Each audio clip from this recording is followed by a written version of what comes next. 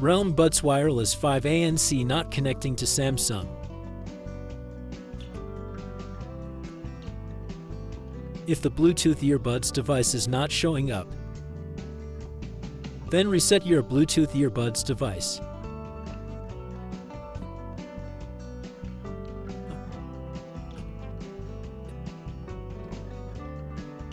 This is the reset button. Press and hold the reset button on the earbuds for 10 seconds. Then your Bluetooth earbuds will be reset.